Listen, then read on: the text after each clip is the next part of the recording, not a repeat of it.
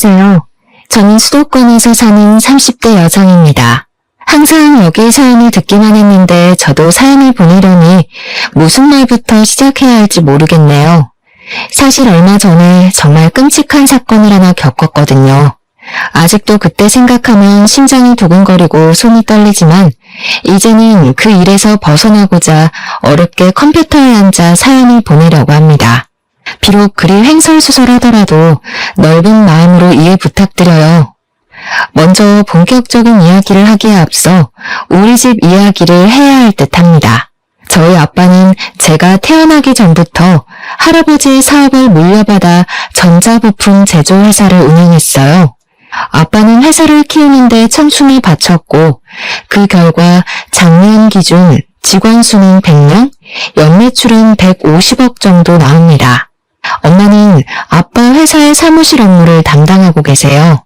저는 수도권의 4년제 대학교 영어영문학과를 졸업하고 처음에는 아빠 회사에서 일하려고 했지만 돌아다니기를 좋아하고 한 곳에 진득히 있지 못하는 성격이라 회사 생활은 너무 지루하고 재미없을 것 같았습니다.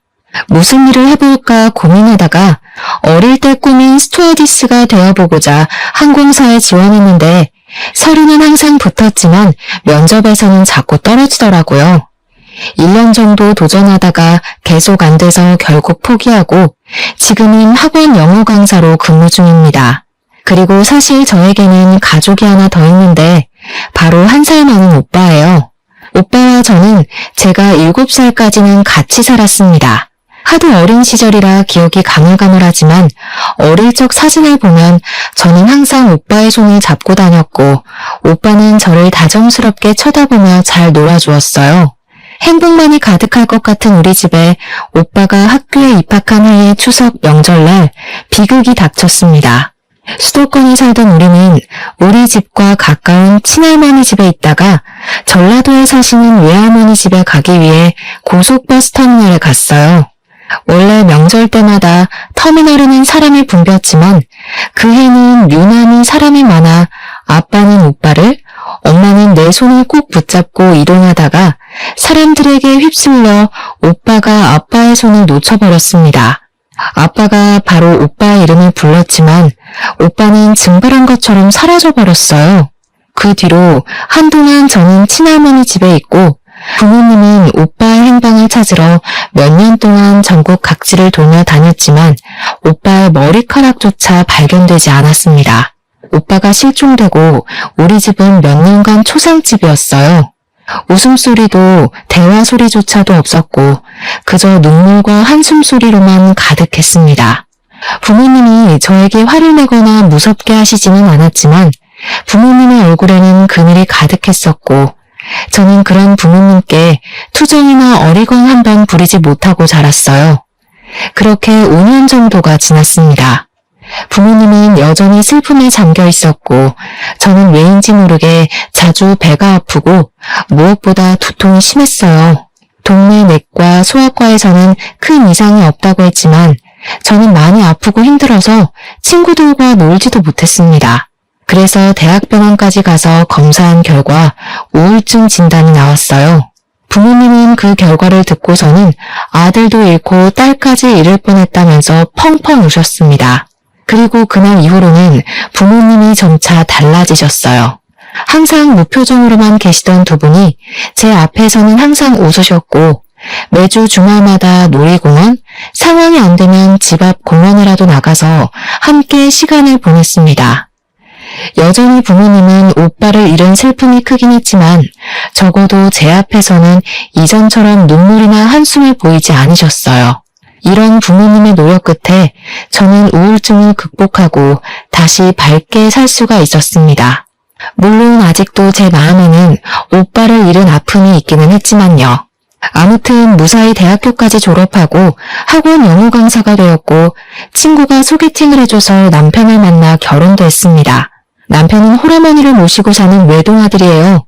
저의 시어머니는 요양원 원장님이시고 상당히 직설적으로 말하는 성격이십니다. 처음에 제가 인사를 갔을 때도 제 직업에 대해서 들어보시고는 그깟 강사가 벌면 얼마나 버냐고 하시던 분이세요. 그래도 저에게 설거지, 제사, 김장과 같은 일을 시키시지도 않았고 부당한 요구를 하시는 분은 아니시기에 크게 불편하지는 않았습니다. 남편도 저는 물론 친정 부모님께도 정말 잘했으며 집안일도 잘 도와주었어요. 결혼 후 남편과의 관계도 돈독했고 저도 강사로서 어느 정도 입지를 다지며 남부럽지 않은 신혼생활을 즐기고 있었습니다. 다만 아빠의 회사 근처에 비슷한 업종의 회사가 새로 생겨서 매출이 조금 줄어들기는 했지만 그래도 큰 타격을 입을 정도는 아니었어요. 그러던 어느 날이었습니다. 아빠의 생신을 앞두고 평일에는 다들 일하느라 한자리에 모이기 힘드니 주말에 같이 점심을 먹으며 아빠의 생신 파티를 하기로 했어요. 그런데 미리 약속했던 날 아빠와 친한 거래처 사장님의 딸이 결혼식을 하는데 제 결혼식 때도 오셨던 사장님이시라 안 갈 수가 없다고 하셔서 어쩔 수 없이 점심 약속을 저녁으로 미뤘습니다.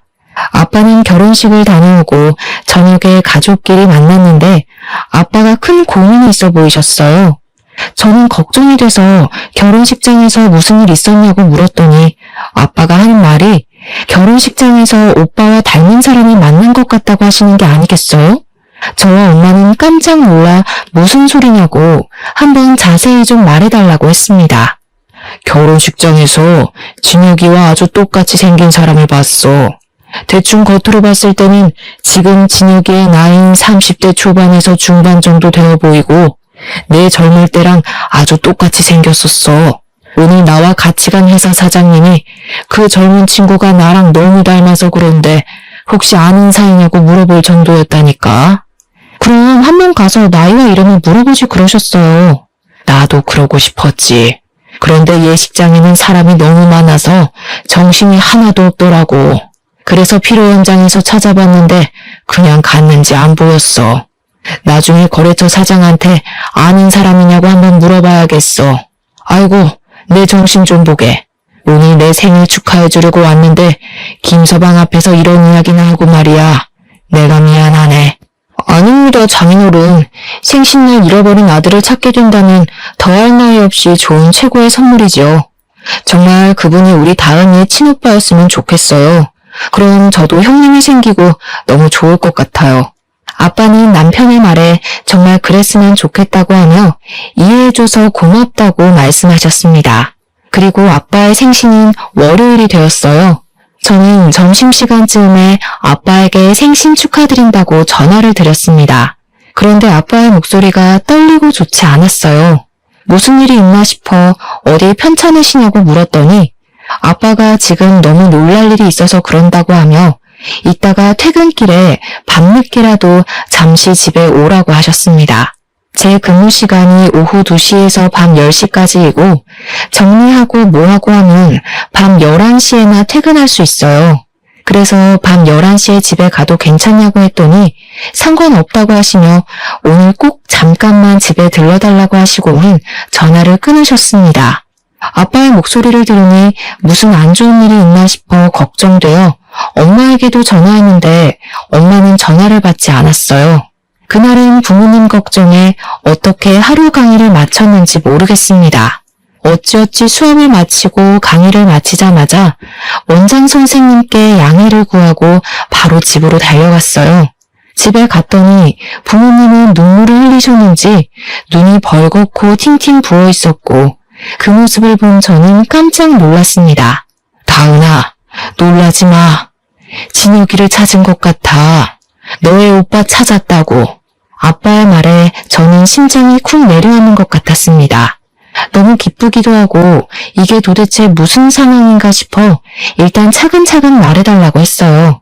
아빠는 거래처 사장님 딸의 결혼식장에서 본 젊은 사람이 오빠라는 확신이 들었다고 합니다. 그래서 오늘 출근하자마자 거래처 사장님께 전화해서 사실 어릴 때 잃은 아들이 있는데 하객으로 온 한 젊은 친구가 아빠의 젊은 시절과 너무 닮아서 혹시나 해서 물어본다고 했어요. 그 말을 들은 순간 거래처 사장님은 누구를 찾으려는지 알 것 같다고 하며 오빠의 현재 직장을 알려주었다고 합니다.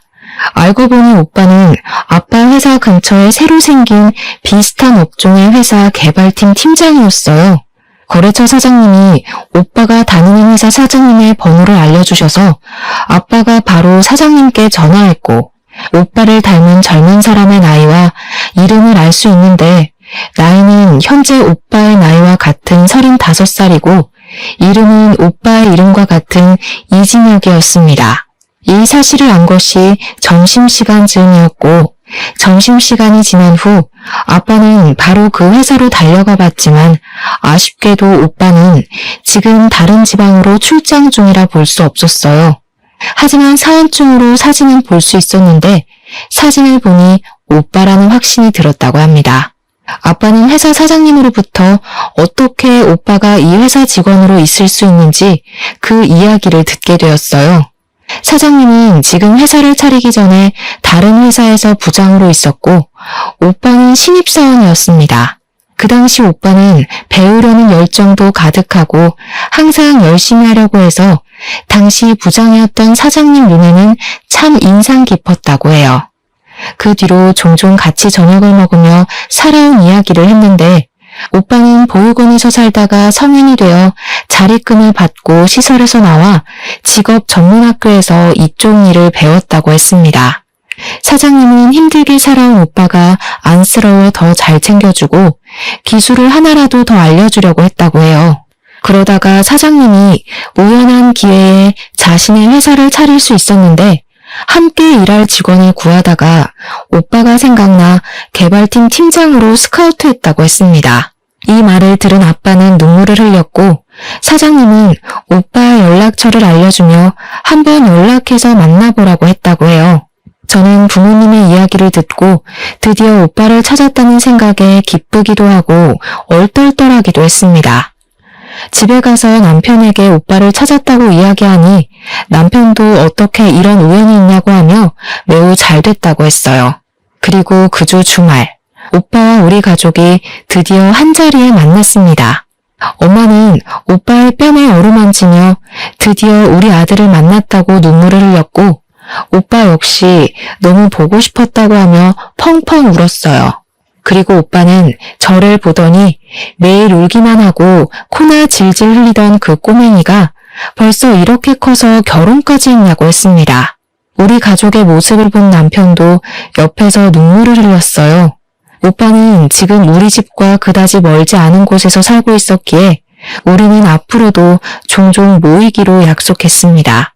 남편 역시 오빠에게 매형이 생겨서 너무 기쁘다고 하며 앞으로 자주 만나 함께 술도 마시자고 했어요. 그 뒤로 남편은 오빠와 종종 둘이서만 만나 함께 저녁도 먹고 술도 마셨습니다. 그러다가 술을 너무 과하게 마시면 남편은 저한테 혼난다며 오빠 집으로 가서 잠도 자곤 했어요. 그럴 때마다 저는 술 먹고 집에 안 들어오는 남편을 향해 바가지를 긁었지만 오빠는 매제 아침에 해장까지 시켜서 잘 보낼 테니 남편 너무 혼내지 말라고 했습니다. 저와는 달리 부모님은 오빠와 남편이 형제처럼 잘 지내는 것 같아 너무 보기 좋다고 흐뭇해하셨어요. 그렇게 2년 정도가 지났습니다. 아빠는 이제 연세가 있으셔서 회사 운영하는 데 많이 힘들어하셨어요. 아빠는 같이 일도 하고 앞으로 회사를 물려받을 수 있을 정도로 믿을 만한 사람이 필요하다고 했습니다. 직원들도 있었고 회사 간부도 있기는 했지만 아빠는 그 사람들이 회사를 운영해 나가기에는 적합하지 않다고 생각하셨어요.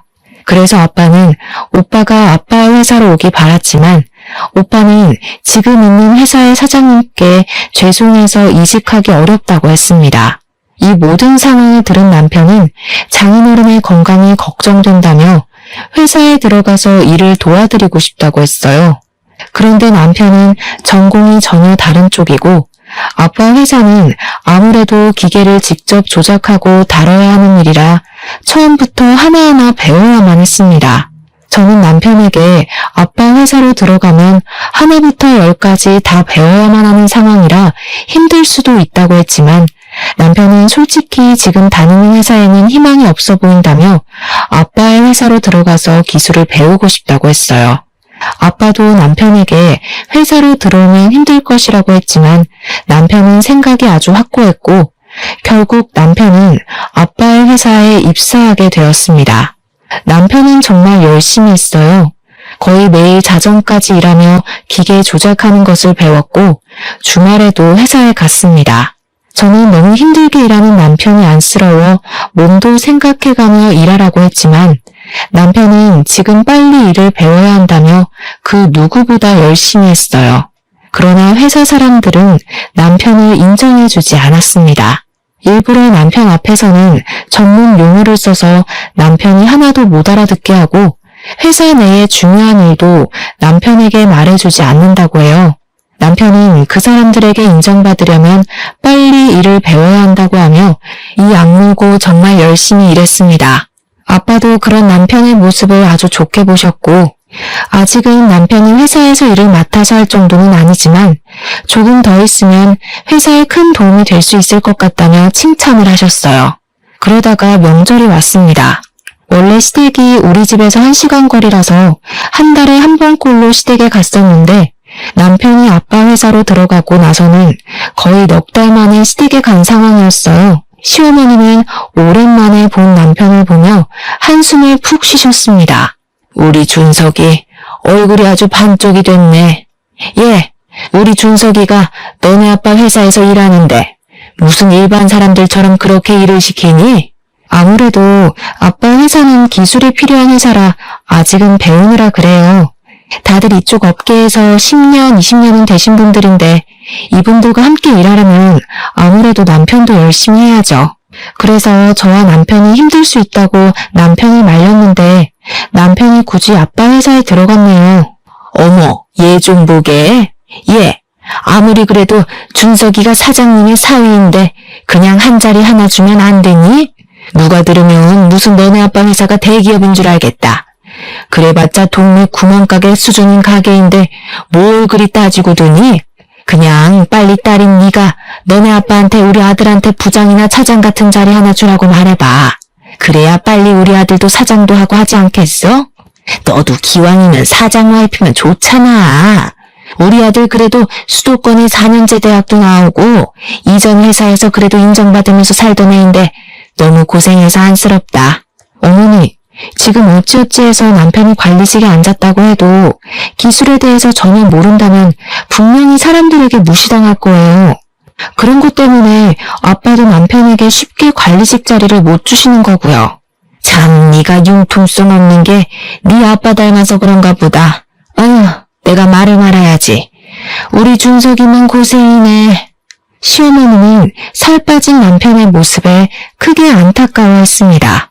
시어머니의 말이 좋게 들리지는 않았지만 남편이 아빠 회사 다니며 고생을 해서 살이 빠진 것이 사실이기에 별다른 할 말이 없었어요. 그냥 남편이 건강을 잃지 않도록 잘 내조하겠다고 말했습니다.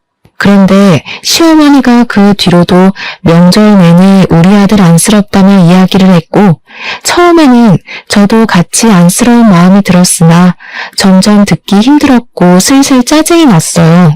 이런 제 마음을 알았는지 남편도 시어머니에게 그만하라고 했고 남편의 말에 시어머니는 이야기는 하지 않았는데 집에 갈 때 보니 시어머니가 울고 있었습니다. 왜 우시냐고 했더니 준석이가 너무 안쓰럽다고 하며 너네 아빠한테 잘 이야기해서 얼른 관리직 하나 달라고 했어요. 그래도 30대 중반인데 아직도 그렇게 남의 밑에서 고생하며 일하는 게 너무 안쓰럽다면서요. 저는 그날 시댁에서 나오면서 남편에게 혹시라도 버티기 어려울 정도로 힘들면 언제든지 말하라고 했습니다. 남편은 이제 일도 조금씩 손에 익고 괜찮다고 하며 열심히 해보겠다고 하는데 남편을 보니 뭔가 고맙기도 했고 마음이 짠하기도 했어요. 그렇게 1년 정도 지나자 아빠 회사 임직원들이 드디어 남편을 인정해주기 시작했습니다. 하루는 회식을 갔다가 남편이 아주 기분 좋아서 오는 거예요. 회식 때 무슨 좋은 일 있었냐고 했더니 오늘 회식 자리에서 부장님이 사과했다는 겁니다. 무슨 소리냐고 하니 부장님이 그동안 사장님의 사위인데다가 이쪽 업계에서는 한 번도 일해보지 않았다고 해서 낙하산으로 오해했는데 지난 1년간 정말 열심히 일하는 것을 봤다며 오해해서 미안했다고 말했다는 것이에요. 부장님의 말에 다른 직원들도 자신들도 오해했다고 하며 남편에게 사과했다고 합니다.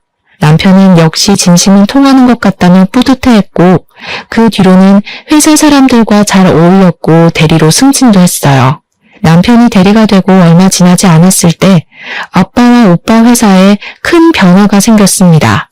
이런저런 복잡한 사정으로 인해 오빠의 회사가 아빠의 회사로 인수합병이 돼서 오빠가 아빠의 회사에서 일하게 되었어요. 오빠가 다니던 회사와 아빠가 운영하시던 회사는 거의 같은 부품을 제조하는 업체이고 부품을 제조하는 기계 역시 거의 같았습니다. 그래서 오빠는 회사 일에 쉽게 적응할 수 있었고 일을 너무 잘했어요. 아빠 회사 사람들도 오빠가 일을 잘한다는 것을 부정하지 못했습니다. 게다가 눈치도 빠르고 눈썰미도 있고 사람들 사이에 잘 융화되었어요. 무엇보다 회사 합병 후 처음에 이런저런 갈등들이 꽤 많았는데 그런 갈등이 생길 때마다 오빠는 현명하게 대처해서 큰 싸움이나 갈등이 생길 뻔한 것을 막았다고 합니다. 사람들은 다들 오빠의 성품과 실력을 높이 평가했고 오빠는 바로 차장으로 초고속 승진을 했어요. 오빠는 임직원들이 낙하산이라고 불만을 토로하면 어쩌냐고 했지만 회사 내에서는 아무도 오빠가 차장이 되었다고 해서 불만을 품지 않았습니다.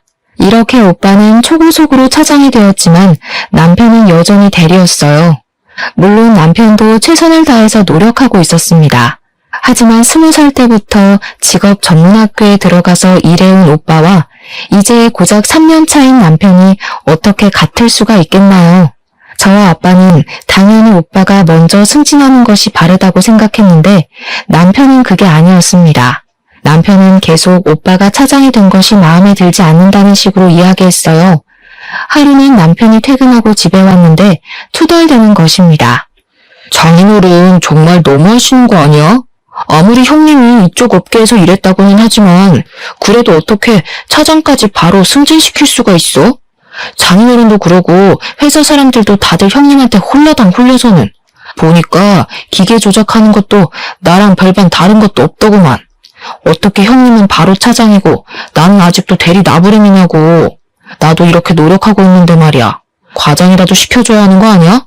나도 아빠한테 대충 회사 상황은 들었는데 솔직히 여보가 열심히 했던 것은 인정하지만 오빠는 지금 이 업계에서 20살 때부터 일해왔던 반면에 여보는 이제 고작 3년이야. 이런 상황에서 여보가 오빠보다 더 인정받기를 원한다는 것은 욕심 아닐까? 그리고 오빠가 차장이 된 것에 대해 불만을 가지는 직원도 아무도 없다면서 왜 여보만 그렇게 불만이야? 솔직히 나는 기계 어떻게 조작하는지 어떤지 아무것도 모르기는 하지만 그래도 아빠와 회사 직원들이 다들 인정했다면 여보보다 오빠가 더 실력이 있다는 뜻 아닐까? 말을 말자 말을 마라. 너도 이씨 집안이니 당연히 너네 오빠가 먼저 차장되는 게 당연하다고 생각하는 거겠지. 남편은 제 말에 수긍하지 못하고 혼자 씩씩대더니 작은 방으로 문 닫고 들어가 버렸습니다. 그 뒤로 남편은 나오지 않았고 저는 남편이 이 정도까지 화를 내는 것이 이해가 가지 않았어요. 그렇게 밤이 되고 저는 혼자 큰 방에서 잠을 잤습니다. 잠을 자다가 새벽에 목이 말라 거실로 나왔는데 남편이 누군가와 통화 중이었어요. 저는 이 새벽에 누구와 통화 중인가 싶어서 몰래 엿들었는데 대충 대화 내용을 들어보니 시어머니와 통화를 하고 있었습니다.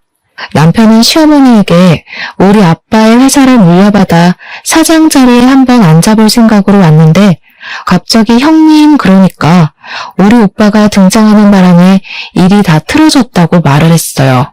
그러면서 우리 오빠가 나타나지만 않았어도 자신이 승승장구해서 사장까지 됐을 텐데 이렇게 찬밥 신세가 된 것이 억울하다며 오빠가 콱 죽었으면 좋겠다고까지 말했습니다. 시어머니는 남편의 말에 화가 잔뜩 난 듯했고 우리 아빠에 대해 좋지 않은 이야기까지 하는 듯했어요. 이 이야기를 들은 저는 너무 충격이었습니다. 남편이 갑자기 아빠의 회사에서 일한다길래 저는 정말 아빠를 돕고 싶어서인 줄로만 알았는데 사장 자리까지 생각한 줄은 몰랐어요. 게다가 오빠 때문에 자신이 사장을 못할 것 같은 상황이 되자 오빠가 죽었으면 좋겠다고까지 말하는 것이 충격이다 못해 섬뜩했습니다. 저는 방문을 열려다가 남편의 목소리가 너무 격양되어 있어서 일단 못 들은 척하고 다시 조용히 큰 방으로 갔어요. 저는 이 상황을 어찌해야 할지 몰라 밤새 고민을 하다가 남편이 출근한 후 바로 아빠에게 전화했습니다. 아빠는 안 그래도 저에게 할 말이 있어서 전화하려고 했다고 했어요. 사실은 말이다. 김서방이 요새 회사 내의 소문이 정말 안 좋아. 자신이 사장님의 사위라서 회사를 물려받을 것이라고 하며 회사 사람들에게 갑질하고 회사 사람들을 무시하고 다닌다더구나. 게다가 새로 들어온 사무실 여직원이 있으면 자신이 이 회사 사장이 될 것이라고 하며 따로 만나서 밥 먹고 술 먹고 하나 봐. 요새 김서방 집에는 일찍 들어오니? 아니요, 거의 매일 일해야 하느라고 늦게까지 일했어요. 여전히 밤 11시나 돼야 집에 와요. 근데 매일 회사 사람들과 밥을 먹으면서 반주한다고는 했어요. 그래서 저는 일하고 밥을 먹으면서 간단히 한잔하고 오는 줄 알았어요. 야근은 무슨, 매일 칼퇴근하고 있어. 아마 사무실 여직원이랑 같이 밥 먹는 것 같아. 어찌됐건 나는 김서방에게 회사 경영을 절대 맡기지 않을 것이고 회사 관리직으로 앉힐 생각도 없어. 아무리 가족이라고 해도 가족과 회사는 엄연히 다른 거야. 네가 서운해하지 않았으면 좋겠구나. 사실 저도 아빠에게 드릴 말씀이 있어요. 어제 남편이 시어머니와 통화하면서 남편이 아빠 회사를 물려받아 사장이 되고 싶었는데 갑자기 오빠가 나타나는 바람에 일이 다 그르쳤다고 했어요. 심지어 오빠가 죽었으면 좋겠다고까지 하더라고요. 그래서 저도 아빠에게 이 사실을 알리려고 전화했어요. 아빠도 내 말에 적잖이 충격을 받으셨고 저 역시 남편과 앞으로 어떻게 해야 하나 고민을 했습니다. 그 뒤로 저와 남편은 한 집에서 살지만 남남처럼 지냈어요. 남편은 매일 밤 1시에서 2시 정도에 들어와서 아침 6시에 나갔습니다. 남편과 대화를 해보려고 해도 집에 오면 바로 작은 방에 문을 닫고 들어가 버리고 저랑은 눈도 마주치지 않으려고 해서 대화조차 할 수가 없었어요.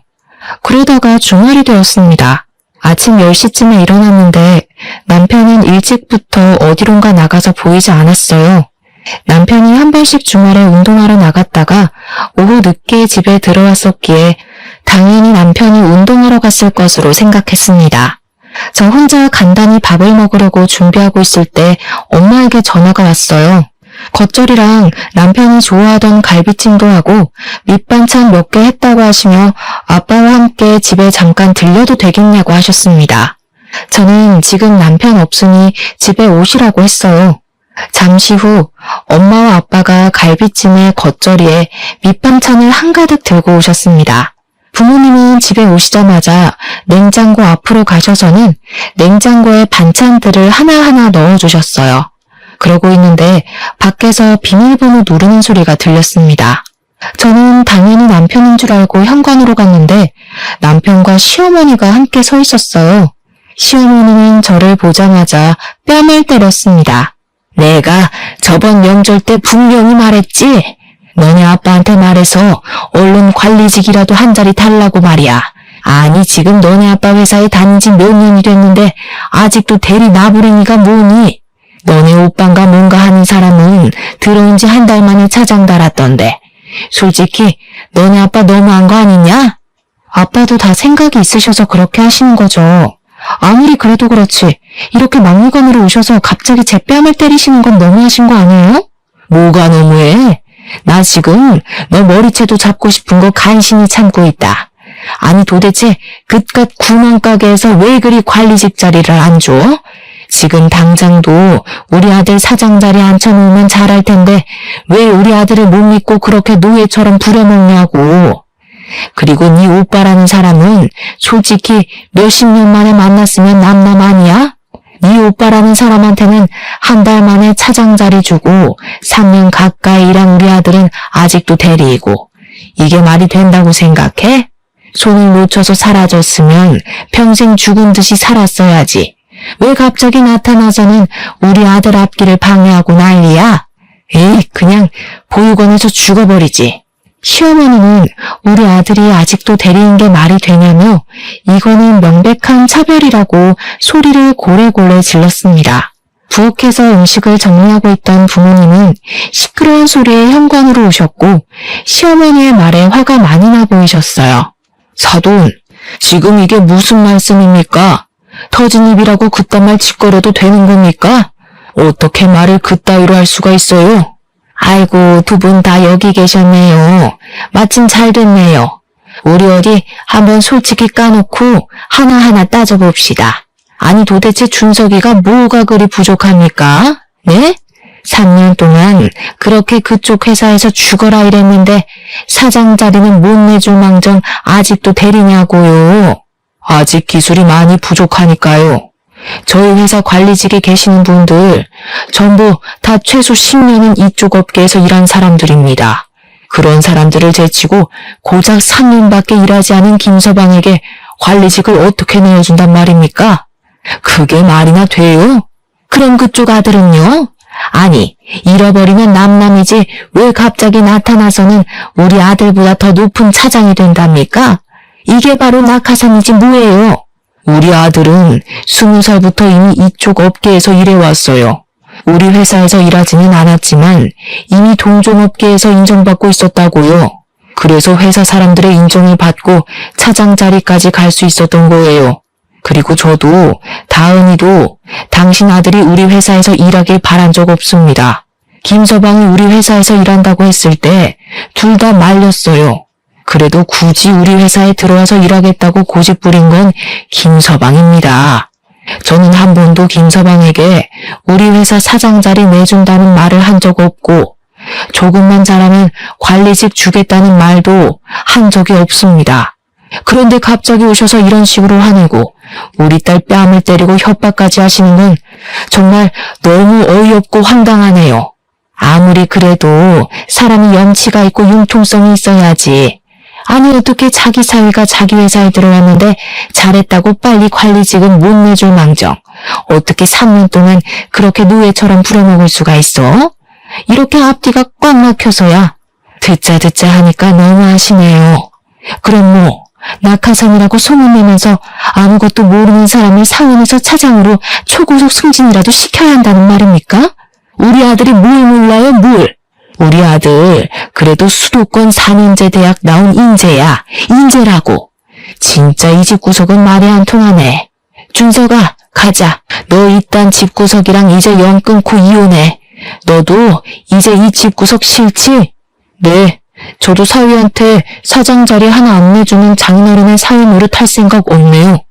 엄마 말씀대로 우리 이혼하겠습니다. 잘됐네. 나도 너의 새까만 속내 알고 어떻게 해야 하나 고민했었는데 우리 갈라서자. 이혼하자고. 이혼하자는 내 말에 남편은 시어머니를 모시고 집에서 나갔습니다. 저와 부모님은 한참 동안 우리는 말을 잇지 못하다가 어렵게 엄마가 진짜 이혼해도 괜찮겠냐고 물었어요. 저는 엄마에게 지금 아이도 없고 검은 속내가 가득한 사람인데 어떻게 같이 살겠냐고 했습니다. 부모님은 알겠다고 하시며 일단 내일은 주말이고 하니 부모님 집에서 같이 있자고 했어요. 저는 부모님이 챙겨주신 반찬들을 다시 챙기고 제 짐들을 챙겨서 친정으로 갔습니다. 친정에서 같이 저녁을 먹고 밤 11시쯤에 잠을 자려는데 엄마의 핸드폰이 울렸어요. 보니까 전화를 건 사람이 오빠였는데 엄마는 이내 표정이 아주 심각해지셨습니다. 왜 그러시냐고 물어보니 다세대 주택 1층인 오빠의 집에 불이 났다는 것이에요. 다행히 화재 당시 오빠는 잠깐 지인을 만나러 나간 상태여서 다치지는 않았고 다른 집에 사시는 분들도 바로 다 대피해서 인명피해는 없었습니다. 불은 이웃의 신고로 10분 만에 바로 꺼지기는 했지만 오빠가 살던 집 내부가 다 타버렸어요. 일단 오빠는 바로 부모님 집으로 왔고 저는 오빠에게 어쩌다 불이 난 것인지 물어보았습니다. 오빠의 말로는 지인을 만나고 집에 오는데 집 근처에서 남편을 본 것 같다고 했어요. 어두웠지만 분명히 남편이 평소에 자주 입던 운동복에 모자를 쓰고 있었고 남편도 역시 오빠를 본 것 같았지만 의도적으로 피한 것 같다고 했습니다. 그렇게 남편이 사라지고 나서 오빠 집에 불길이 치솟았다고 해요. 이 소리를 듣고 화가 난 우리 가족은 바로 남편은 방화범으로 고소했습니다. 다음날 화재 원인을 찾기 위해 합동 감식을 했는데 방화로 확인되었고 CCTV와 맞은편 주차되어 있는 차량 블랙박스를 확인한 결과 남편이 근처 쓰레기에 불을 붙이고 1층에 살던 오빠 집 창문에 투척하는 장면이 아주 적나라하게 찍혔더라고요. 남편은 바로 구속이 되었습니다. 저는 남편의 구속과 동시에 이혼을 하려 했으나 당당히 이혼하자던 남편이 이혼 동의를 해주지 않았어요. 결국 우리는 이혼 소송까지 하게 되었습니다. 이혼 소송까지 해야겠다는 제 말에 아빠는 직장에서 남편과 불륜 저지른다고 소문난 20대 회사 여직원의 인적 사항을 알려주셨어요. 저는 바로 그 상간녀와 만났는데 상간녀는 저를 보자마자 무릎을 꿇더니 아직 20대인데 제 앞길 꼬이는 것 원하지 않는다고 하며 잘못했다고 빌었습니다. 그러면서 사실 유부남인 것을 알고 만날 생각이 없었는데 너무 치근대서 한두 번 만난 게 서너 번 됐다고 했어요. 만나면서도 이게 아니란 것은 알았는데 사장님의 사위라고도 하고 또 이혼할 것이라고도 하니 정말 그런 줄로만 알았다고 했습니다. 그러면서 원하시는 부모님이 계시는 지방에 내려가서 조용히 살 테니 제발 한 번만 용서해달라고 했어요. 저는 정말 상간녀 소송까지 할 마음으로 왔는데 상간녀의 이야기를 들어보니 상간녀도 그놈한테 속았다는 생각이 들었습니다. 그래서 상간녀 소송은 하지 않는 대신 남편이 불륜 피웠다는 모든 사실을 자백받고 증거까지 다 받았어요. 그리고 저는 이 모든 것들을 다 증거자료로 제출해서 이혼소송을 진행했습니다. 그냥 깔끔하게 이혼을 하면 될 일을 위자료까지 물어주게 생기자 시어머니가 저에게 전화했어요. 제가 전화를 받지 않자 시어머니는 계속 저에게 전화했고 그래도 끝까지 제가 받지 않자 친정집까지 찾아왔습니다. 저와 엄마는 집안으로 들일 생각이 없었지만 잠깐 열린 틈을 타서 무작정 시어머니가 집안으로 들어왔어요. 내가 우리 준석이가 너무 고생하는 것 같아서 나도 모르게 욱해서 그때 이혼하라고 했었어. 하지만 내 진심은 아니었다. 정말이야. 우리 준석이가 방화를 저지른 것은 잘못이지만 이혼만큼은 안 하면 안 되겠니? 이제 나도 준석이도 자리 욕심 안 부리고 조용히 살게. 그러니까 네가 너네 아빠 아니지. 바깥사돈 좀 잘 설득해서 이혼하지 말고 죗값 받고 나오면 다시 그 회사에서 일하게 해주면 안 될까? 어머니가 먼저 이혼하라고 해놓고서는 지금 그게 무슨 소리세요?